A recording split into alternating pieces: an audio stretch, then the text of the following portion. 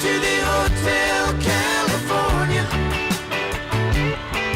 Such a lovely place, such a lovely place, such a lovely face. There's plenty of room at the Hotel California. Any time of year, you can find it here.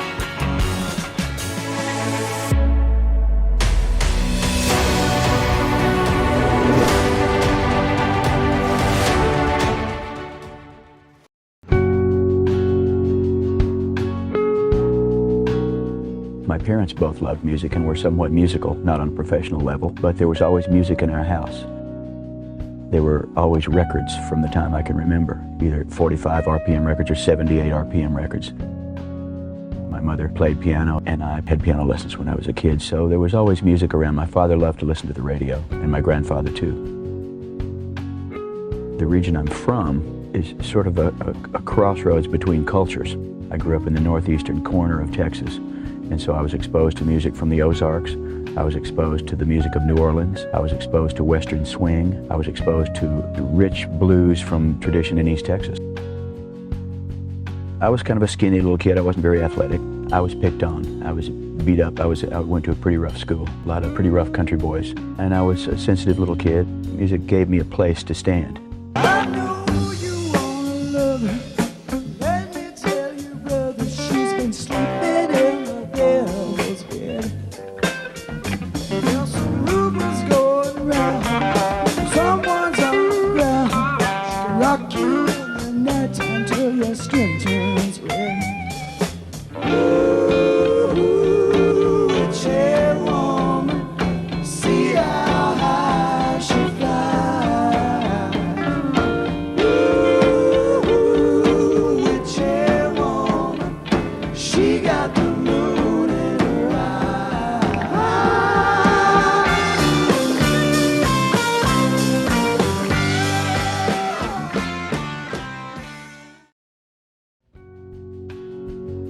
As I said, there were always records in our house. Somewhere along in the 50s, I heard a song on the radio called "You Ain't Nothing But a Hound Dog." My mother always made monthly pilgrimages to a larger town where there was a record store. One day she asked me if I wanted her to pick up anything in particular, and I said, well, I would like for you to get me a copy of this thing called Hound Dog by this guy named Elvis Presley, and that was my first record. And then I started collecting 45s. Then there was, of course, Jerry Lee Lewis and Fats Domino and the Everly Brothers and Little Richard. It grew from there. I think when I really decided that this was what I wanted to do was when I saw the Beatles, when I heard and saw the Beatles. Ladies and gentlemen, the Beatles!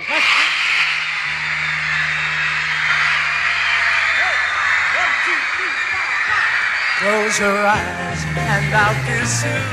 Tomorrow I'll miss you. Remember, I'll always miss you.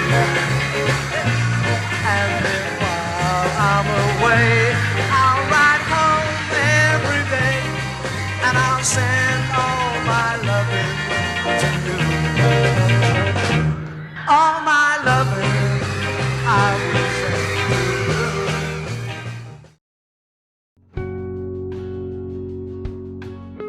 you. Glenn Frey and I were, I guess for all intents and purposes, the co-leaders. And for a while we tried to run it as a democracy, and then it became a benevolent dictatorship. I don't know if people know the difficulty of keeping a group together. I suppose that in any type of business working in a group context is difficult. The last 2 years, from 78 to 80, things were just coming apart.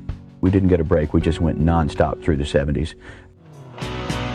One of these nights, one of these crazy old nights, we're gonna find out, pretty mama, what turns on your lights. The full moon is calling, the fever is high, and the wicked wind whispers and moans.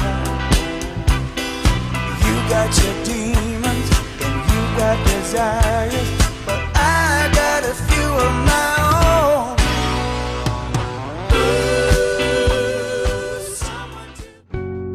I'm a collaborator. All those hits were a team effort, and I was lucky enough to be in the right place at the right time and meet the right people who were able to bring out the best in me. I've often said that I am not a musical island. I'm rather limited in my skills as a musician, but I do love words, and I also love music. You know I've always been a dreamer.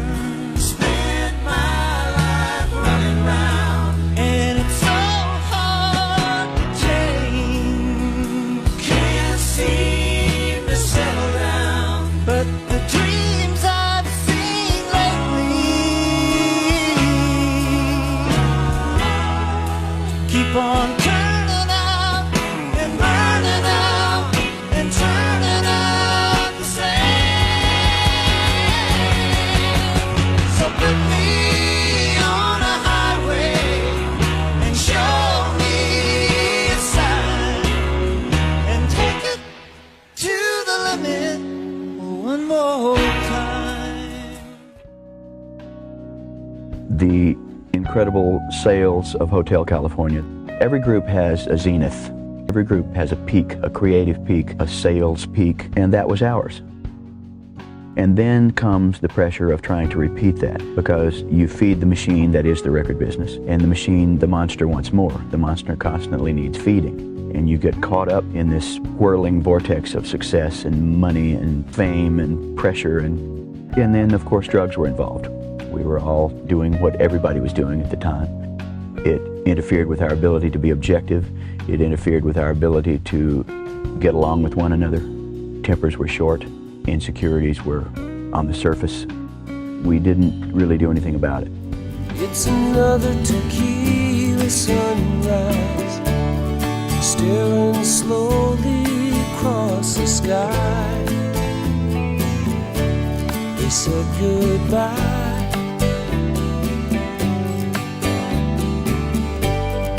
He was just a hired hand, working on a dreamy plan to try. Days go by.